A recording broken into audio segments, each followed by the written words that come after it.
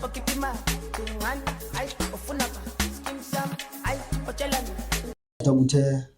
a guy who booked you. That's where I got you from. Who is on my WhatsApp? Mbasakazi, something that's happening. Oh, Sleaze. Sleaze, yes. So I said, but I'm taking ticket in the live. Yeah. Yeah, I'm emceeing there on the 13th of this month. You're emceeing there? Yeah. Okay. But I did see I checked your Instagram, the bunny pictures of videos of Yes, I try to sing as much as I can on camera because I don't like singing on camera. Yeah. But when you want to be a musician, Obviously. you have to put yourself out there. So, I just started recording and posting so people know that I sing because not a lot of people know that I can sing. You can sing, yeah. Yeah. So that's why I post my videos on social media and stuff like that. Hopefully one day you blow up. Hopefully. I mean, it will happen. We're waiting for that day. Now I'm still waiting. It will happen for every one of us. Hopefully.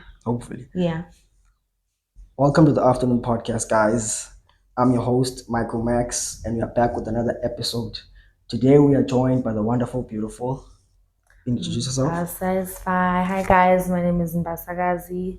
But you can call me Fi for your entertainment, whatever you wanna. Welcome to the show, man. Thank you so much for having me. Yeah. So as we just spoken, you can you just tell your people that don't know you what do you do as a career? Well, I'm trying to be in the entertainment industry, so I'm just trying to tap into everything that I'm interested in, like presenting, music videos, singing, being a vocalist, anything that I can pretty much put my hands on to actually like skyrocket me so people know my name. So basically right now I'm just putting my name out there. Yeah, basically. Would you also say that you're a promoter? Yes, I am a promoter as well. I'm currently actually promoting one of my friends. She does gems. Yeah. You can actually see it on my Instagram, events, stuff like that. So if you want a promoter for an event, you know who to call. Feature girl. Yeah. So I just wanted to jump into the questions. I just wanted to ask you, man, like as a musician, like obviously we all have like an inspiration from something. You don't just do something. I just wanted to ask you, like, what inspired you to start singing, and how did you discover your passion for music? When I was like 4, I grew up in a very musical family. My grandfather was, choir master, my mother as well, for like their schools that they used to teach in. So I was pretty much like exposed to music at a young age. But there was this one time I was with my parents, and I remember like vividly, my dad put in a Michael Jackson CD. Yeah, he's my favorite artist. Yeah, he's my favorite artist. That's when I knew, this is what I want to do, because it looked very interesting, being on stage and just the way he commands attention and everything. Remember those videos where he just stood there? Yeah, and people would faint. Like fainting and I was like, that's the life for me. That's what I want to do. So I would say like when I was 4, but I've always I've sang for like as long as I can remember. Like I don't remember a time where I didn't love music and stuff like that. Hey man, Michael Jackson forever, guys. Yeah, shout out to him. Shout out. Can you just share the story behind your first performance or your first recording or something like that? With recordings and stuff, I've only been to a studio once because I wanted to get like the feel of what it feels like to be in a studio. So I called up one. His name is Lita Kai. He's a producer and sound engineer. He lives like in my area, Newtoning. So I called him and we had a studio session, and I was just doing a cover of Brent Faiyaz's Clouded. You can actually hear the cover on my SoundCloud, 5 Faiyaz. Yeah, I think that's what it's called, because I abandoned the account, I'm not gonna lie. You don't do it anymore? No, I do, but like I just haven't really logged onto SoundCloud in a while. But that was my first time recording. I think it was in 2022, Matric year, I think it was then. But my first ever performance, like on stage and everything, I was in grade 9, at my high school, and there was a talent show called Buzz Talent, and that was my first time like performing on stage and everything. So yeah, it was Were you nervous? very nervous. Yeah. I didn't think I would like it as much as I like the attention, eh? But like we can't One of take that those. away from me. Yeah. As much as I like attention, obviously I was on stage and you're gonna get nervous. Yeah. But you know, once I got on there, it just felt natural, yeah. and I just knew that I want to carry on doing this for like the rest of my life. Really? So like, did when you told your parents that you want to start this, did they support you, or they're like, it might work, it might not work? You know, even before I told my parents that I want to pursue music as a career, they were like pretty much supportive, telling people, you know, my daughter can sing, this and that. So when I did tell them, it was effortless. So it was just written in the stars, I guess. So it wasn't really a problem because I'm studying music right now, and they. So like, when you blow up one day and you finally make money, what's the first thing you're gonna buy them? If you Buy them? Yeah. Yes, with gifts, you know, I don't know. You're not good with gifts? I'm not good with gifts because I don't receive many gifts. But my ultimate favorite gift is money. So I'd give them money. Yeah. A couple of stacks. I think that would sustain them. But that's pretty much what I can think of. Those are lucky parents, man. Yeah. Those are lucky parents, man. They're about to receive some money. So like, I just want to ask, like, what are your biggest who do you look up to in the industry? Like in South Africa, or just in South Africa? In South Africa, I don't listen to a lot of South African artists, so that's very hard for me. Yeah, so Shekinah. Yeah, I really like Shekinah, like her sound. I feel like I could make music like that. So she is very inspiring, considering the fact that she was on a talent show before, and you know, she didn't make it, but still she, you know, against all odds, you know, she pushed through. So yeah, we could say her, definitely. So in America, who is it? America, it's gotta be Beyonce. no, it's not actually. Like, yes, I write music now, so I couldn't write before. I didn't think I could write before. So when I went into COVID, I discovered Brent Fayez, and that's when I started writing. So I would say he's my inspiration, to be honest. Yeah, Brent Fayez, Baby Keem, you know, they're very like inspiration. You don't listen to this is probably like a selfish question. Do you listen to Drake? I do listen to Drake. Yes, I do. It's actually one of my wallpapers on my phone. Yeah. I've asked everyone this question. Who do you think won the beef between him and Kendrick? Yes, with the beef, I left it in the middle because I don't want to get involved in men's business. But I mean, music is not just men's business. I would say Kendrick won the beef. I wish it could have been Drake. Yeah, I wish it could have been Drake, but I think it's Kendrick because his music that he made within the beef was very memorable. People are still listening to the music. Not like now. us. Yeah, one of those. So I would say Kendrick.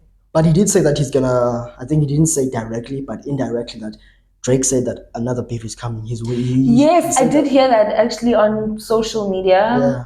I think it was Twitter. Yeah, I heard that too. That he wants round 2 with Kendrick. I think Mama actually. Who cares? But Drake has a point. He has to though, because he has a point to prove. Because now everyone is like, hey, I feel like if he does continue to do it, like there is an information like Kendrick did, it must be factual, and he must have backup for it as well. Because I think what disadvantaged him is that he didn't really have facts and like to back up. He only had that thing of Kendrick beating his girlfriend. Yeah, and it's like there's no proof of that.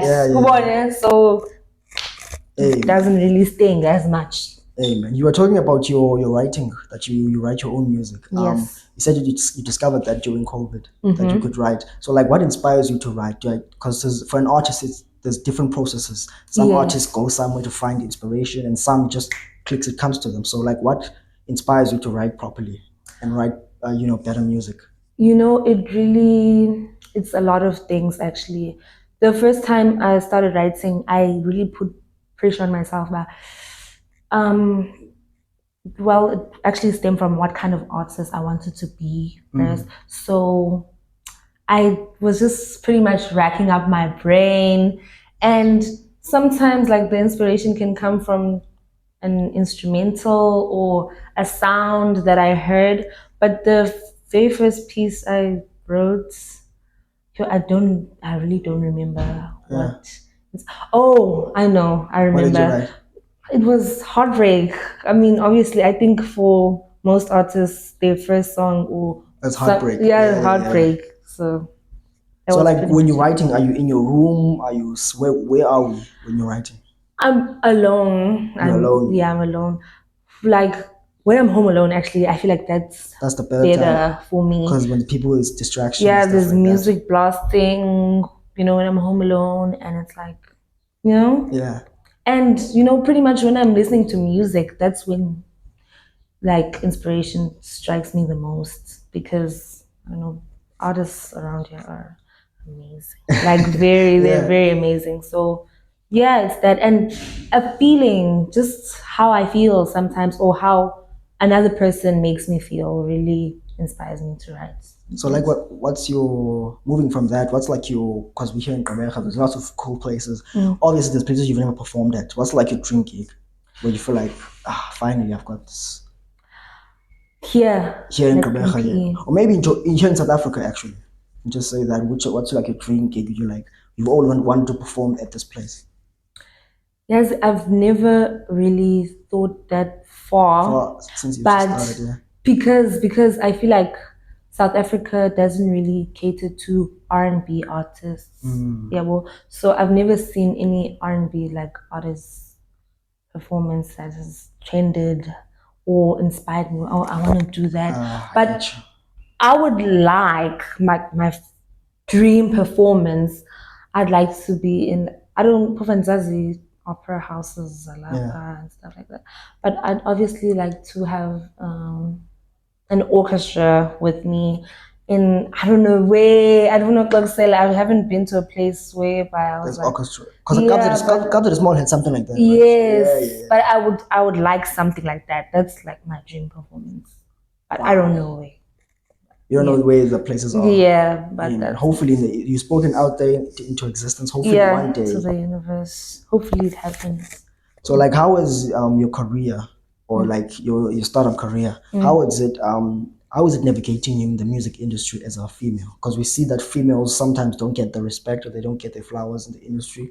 So like, how do you deal with that, knowing that you have to prove yourself as an artist, and then now as a female artist? With my music, I really feel like I haven't taken it anywhere, because there's no pieces of mine that are out there. So I haven't really tapped into that artistry, because since like the things that I'm doing right now, is just, trying to network with musical people. So I don't really know what to say with that. It's hard, since I'm not doing music currently, I'm doing like other things just to hopefully get me to that place where I can do music comfortably. Because I haven't met anyone in PE that like actually gave me that opportunity with music. Are you sometimes scared of helping asking people for collaboration because you're scared of rejection? Because I've been hitting up people for a long time. Like people that stay here, and then people that have more followers than me, they feel like, nah, you're too small for me, and they're like, nah, I'm good. Because it's sometimes it makes me fear of hitting people up for collaborations. And I'm so thankful that you were the one who replied back, and you did this. I appreciate you for that. So like, how do you feel? Are you scared to approach people for collabs? Yes, can I speak closer? Yeah, you can. Yeah, yes, play like with this career, and I don't know how to do that. I also don't know. Yeah, well, so I like this thing of asking people for stuff. It hasn't really popped up in my mind. I have tried to before, but sometimes there's so much you can do. But I obviously have to get back into that moment, because Like, how am I gonna get there if I don't If you ask people to help me out or to put me on or stuff like that? So yeah. Hey man, but it's sometimes it's like, you know what, fuck you, man. Yeah, yeah, just put me on. Just put me on. And people, they want us to beg them to be like, please, please. And it's like, it feeds their egos. So sometimes it's like best to just let them go. Yeah, And then you're like, yeah. I'll show you one day, I'll prove a point to you one day. And Exactly. then, you know what's crazy? Once you blow up, then they start hitting you up. Yes, actually. Yes. Acting as if they've always been When there. you have motion. I appreciate all the guests that have been on my show. We've had Slate the Great. I don't know if you know Slate the Great. I've heard of him. Yeah, I've had him on the show. He replied. So it's like, because I've hit up people right now and they're still not replying to me. Like, it's cool, man. I think we can take a break right now because we've been talking for a lot. We'll be right back, guys, on the afternoon podcast.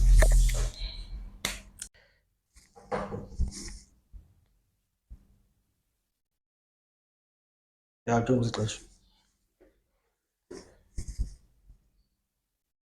28. Yeah, it's already recording. I'm press 20. Okay. Yeah.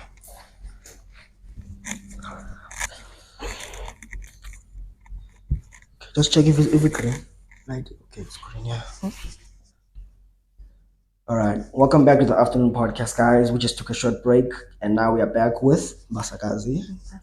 So I was just picking about people that I'm grateful for joining the podcast. So yeah, man, let's continue with this, man. I just wanted to just know, like, obviously, your career is still new, right? It hasn't like blossomed yet, but still, there's somebody out there who's still younger than, who's still like in the industry. How can I put this? Like, they haven't gotten to your level yet. Yeah. They're looking for inspiration, So like, what advice would you give to young women who are aspiring to enter this industry as well? I feel like this is gonna sound very cliche. Yeah. But consistency is key. Like, don't be afraid to be like look embarrassing and stuff like that. Just do anything, obviously, that you're comfortable with, that you know is gonna, put you out there. And like, don't be afraid to start. Because I was very afraid to start for a very long time. I was afraid to start. Exactly. I was supposed to start this like last year, and I started in April. Exactly. Don't be afraid to start.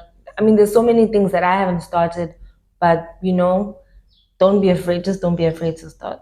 And would you say that they must do everything? If like YouTube doesn't work for them, go here and dabble everywhere. Yeah, just like, but stick to what you love. Like yonke londo. Like, if you switch from career to career, just like, if you love it, just do it. Don't do anything that's gonna make you feel miserable. Yeah. Yeah. Do you do TikTok? Do you post videos on TikTok? Yes, I do post on TikTok. I love TikTok, actually. I try to post as much as I can, but sometimes you do you sometimes get, because when it TikTok, it's funny because when you post a video and it gets no views or it gets little reactions, then you post another video and then it becomes a hit. Now you're scared that you have to live up to that expectation, so that you get that sometimes when you post a video and you're like, I hope this one does well, or it's like I do get that, because this year I posted, I mean, it's not my first video, but my first video to actually, I'd say, blow up, because it got over 100K views. Wow. So from then on, I really felt the pressure to like exceed those expectations. Yeah, to exceed those expectations. But you really shouldn't put pressure on yourself, because you're gonna feel disappointed, because you're gonna post another video and that video is gonna get 100 views in 5 hours. Yeah. But just keep posting. That's all you can do. Would you ever think about doing YouTube? I've starting a channel like singing there. Because that's how Justin Bieber blew up. Because he started posting videos on YouTube. Yes, I've heard a lot about that. Like, people telling me that I should, do YouTube and stuff like that. But I feel like everyone's doing YouTube. It's like, what's different about my channel? Yeah. But I mean, obviously it's me. But I mean, I don't want to have a YouTube, because I don't feel like I have that pressure? Yeah, it's too much pressure. I don't have that much time on my hands. But I will eventually start a channel, because for musicians, it's essential to be on every platform to put your craft out there and stuff like that. So I will eventually start a YouTube channel. Hey man, watch out for Mbasakazi YouTube channels. Period. Yeah. Man. So I just wanted to ask, like, what are like your short-term goals and long-term goals instead of in what you're doing right now? With what I'm doing right now, my short-term goal, I feel like this is going to be very far-fetched, but hopefully it takes me out of the province for now. I feel like it's dreaming too big, but I feel like it can happen. I can feel it in my bones. I can feel it in my heart that it's going to happen. But my long-term goal is just to be known, you know? Like, I just want people to know who I am. Who you are, yeah. Yeah, that's the goal for me. Hey man, hopefully. Do you hope one day of going international? Yes, I mean, isn't that the goal for everyone? I feel like some people they're okay with just staying in South Africa. Yeah, but my goal is to be international. The Uncle Waffles and global, global, yeah. Okay, so I just want to ask, like, are there any? If there aren't, then it's fine. But are there any collaborations or projects that are coming soon that you're excited about? That I'm doing. That you're doing, yeah. No, I don't think I have any. Oh, actually, there's a guy that I go to school with. His name is Kenny. Yeah. We were talking on, collaborating on some music. Maybe that will happen soon. Hopefully sooner rather than later. Hopefully before the end of the year. That's all I can say about that. Yeah. And then, do you have any future gigs that you want to tell people that they can, check you out? Like any where you're performing? Tonight is this video gonna be posted tonight? No, it's gonna be posted on Tuesday. But obviously tonight. But tonight. Tonight at the VIP lounge for the MC Search finals. And if I win, hopefully, at the Spring Fest on the 7th of September, Kings Beach. And then after that, it's the Lecompo versus Bacardi at the Gallery on the 13th of September. So you mentioned that on the 7th, if you win, so what does the winner get?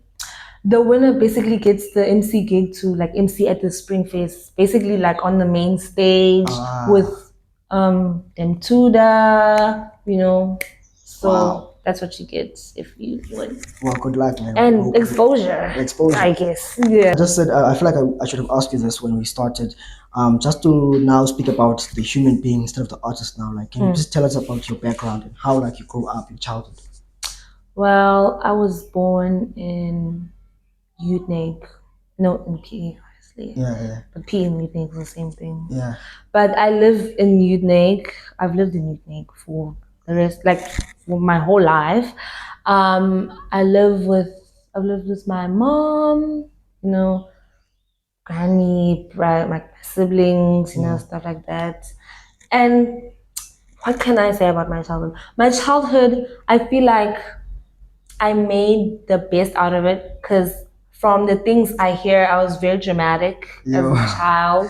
And pretty much people knew that I was going to be on the main stage from a young age. Yeah. If it was not music, it had to be acting, something like that. But I don't know, I don't know what I can say about it. I grew up well, taken care of. Would you say you were a troublesome child? Or? No, not troublesome. Very dramatic though, very attention, attention seeker, over the top, cry baby. I was very emotional. Still am, actually. I would say that, I still am. But my childhood was very good, I grew up around boys because I only have brothers on my mother's side. Okay. But I don't really know what else I can say about my childhood. It was good. It was good. You were about boys. I was telling you. Do you still hang out with boys right now, or it's like? I try not to because they're troublesome. Yeah. So, obviously when you go to the club, there are men around, so you're bound to socialize with people. But that's all I can say about my childhood. Nothing hectic. Okay, I just wanted to ask, what do you enjoy the most about live performances? Is it the crowd? Is it the atmosphere? Is it just you, just in your safe space? Like, what do you love most about performing? Everyone looking at me. All eyes. Yeah, that's pretty much like my favorite part. Just everyone focusing on me, everyone realizing how amazing I am. Yeah. I know that sounds weird, but Yeah. that's pretty much it. Yeah, with like performing. And imagine what would happen if, okay, God forbid, but how would you react if like you were singing and then you had like your voice like cracked or something? It has happened before, and you just have to keep going. Keep going. Yeah, you have to act like it didn't happen, because if you do like, if you don't act like it didn't happen, then it's gonna mess up the whole thing. Oh, yeah. So you just have to carry on. You just have to be professional. Yeah. I remember seeing a video of I don't think you've seen this, of Beyonce, and there was a malfunction on stage. And she continued with the hair. Yeah, and she continued to perform, and people were like, "Wow, she's amazing. She's amazing." Hey man, hopefully we gotta, because we don't have a lot of professionalism here in South Africa with artists. We see some artists slapping fans. We've seen the Shabby Sheets. Clapping fans and stuff like that. So I don't think we get a lot of celebrities get a lot of media training here in South Africa. Yeah, I don't think so. You don't think so? I don't think they do. You're gonna be one of those that you have to have media training, or would you be like, no man, fuck it. I feel like I need media training because sometimes isn't the satire out of pockets. Yeah. So I feel like I do need it. But if I don't have it, I feel like it would still be entertaining. But sometimes you just you need that composure. Yeah. You need something to hold you back so that you can maintain your brand and stuff like that. You don't want to get cancelled before. Exactly. Yeah. And like, how do you prepare for like a show? Like, what do you eat? What do you drink? Or how do you prepare for it? For a show, well, I smoke, right? Yeah. And that's not good for musicians. So let's say I'm performing next week Friday, maybe like a few days before, I don't smoke. To save my voice. And vocal warm-ups every day. And lukewarm water with honey and lemon, because honey smooths out your voice. Yeah. But sometimes you're in a rush, like before the performance, just take the honey, put it down your throat, and it's just gonna, it's gonna make your voice smooth and amazing. So that's what I do before performance. Hey man, it's you, man. And people might find a problem with that, but hey man, it's you. It works for me. Yeah, can you share like a memorable experience from a live performance? Something that you forever remember? Or hasn't it happened yet? It has happened yet. Yeah. When I performed at school for like the talent show, I feel like it was memorable because of how scared I was. Like, I did not think I was gonna do any good, and like I got a standing ovation. I'll carry that in my heart forever and ever. Like, it just gave me that push that you're really talented. Do it.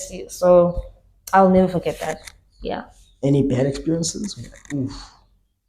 When my voice cracked, at school, I was singing in assembly and my voice cracked. Everyone laughed. They giggled a bit, but it's like, grow up. So that was it. I hope that never happens again. You never know with life. We're gonna play now. I'm gonna give you two artists and you're gonna choose who's like, okay, I'm gonna give you a genre. Okay. You tell me who's the greatest of all time in that genre. Just pick one person who's the GOAT. Okay, I'll give you R&B. Beyonce. No, Rihanna. Yes. Okay. I choose Beyonce though, but how about pop? Britney Spears. Not Michael Jackson. You just spoke about. Oh yes, Michael Jackson. Yes, the king of pop. Yes, Michael Jackson. Hey man, I'll give you okay, this is a horrible one. I was gonna give you gospel. Do you know? I don't listen to gospel. You don't listen to gospel. Okay, how about hip hop? I'm just gonna go with my favorite. Yeah. Baby Kim. Yeah. I've never listened to him. I know him, but I've never listened to him. Yeah, Baby Kim. Okay, how about? I think Baby Kim, trap, hip hop. Is he a hip hop or a trap? Is he trap? I don't know. No, it's hip hop. Yeah, hip hop. Okay, and then in Afro beats? Rema. Yeah. Okay, I only know that song with him and Selena Gomez. You should listen to more. He's amazing. That's the only song I know You of should him. listen to more. You know, with Rema, it's like with listening to a new artist, like when you hear that one good song, you're scared to listen to the other songs. Yeah. But with Rema, you don't have to worry about that. That's how I felt about Thames. That's because I listened to one song, I think, the song that blew up, and then I was scared to like maybe the other Listening songs. to her other songs. Yeah, and then I found out all the songs are great. Yeah. All her music is great. So the last but not least, Amapiano.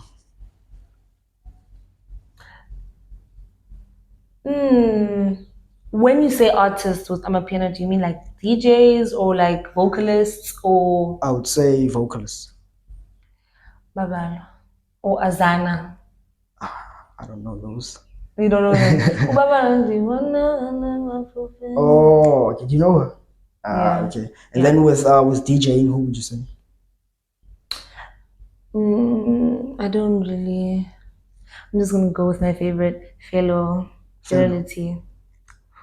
And then who's the GOAT between Maphorisa and Kabza?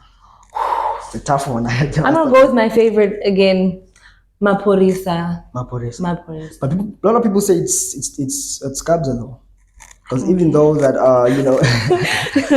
yeah, like a lot of people say it's Kabza though. He's the king of our piano. They even made a song about praising him for like a 15-minute song, like praising him. But you still go with Maphorisa. Hey man, shout out man. Shout out Maphorisa. Hey man, I wish I could ask you more, but maybe we'll do a part 2 another time. We were scheduled to do it at Rooftop, guys, but unfortunately. Yeah. Thank you guys for joining me once again. That's fine. Thank you for having me. Maybe we'll have you when you blow up. We can talk about more things. Yeah. When things happen. Hopefully in the next few years. I love you guys. I appreciate you guys. Remember to like, comment, subscribe. We'll see you in the next episode. Peace. I